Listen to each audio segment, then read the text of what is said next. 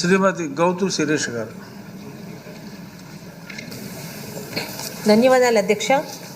2014-19 మధ్యలో అప్పుడు తెలుగుదేశం పార్టీ అధికారంలో ఉన్నప్పుడు రాష్ట్రంలో మంజూరైన గ్రామీణ రహదారులు టెండర్ ప్రక్రియ కూడా పూర్తి చేసుకొని ఏజెన్సీ కూడా నిర్ణయం జరిగింది అధ్యక్ష. కొంతమేరకు పనులు జరిగి వాటిని ఆపేశారు అధ్యక్ష. అయితే 2019-24 మధ్య వాటి మీద ఎటువంటి నిర్ణయాలు తీసుకోలేదు అధ్యక్ష.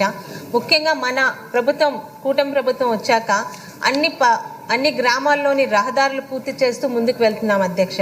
అయితే వీటితో ఉన్న ఇబ్బంది ఏంటంటే ఇప్పటికే ఏజెన్సీ నిర్ణయం జరిగి అవి సగం పనులు అవ్వడం మూలాన వాటి మీద ఒక నిర్ణయం తీసుకోలేకపోతున్నారు అధ్యక్ష.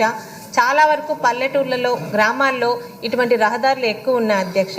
వీటి విషయంలోని రాష్ట్ర ప్రభుత్వం చొరవ తీసుకొని డిస్ట్రిక్ట్ కలెక్టర్స్ ద్వారా ఈ రోడ్ల మీద కూడా ఒక నిర్ణయం తీసుకుంటే, ఎందుకంటే ఈరోజు దాదాపు మొన్న పండగకు వచ్చిన ప్రతి ఒక్కరు కూడా గ్రామాల్లో పూర్తయిన రోడ్లు చూసి చాలా సంతోషంగా ఉన్నారు అధ్యక్ష.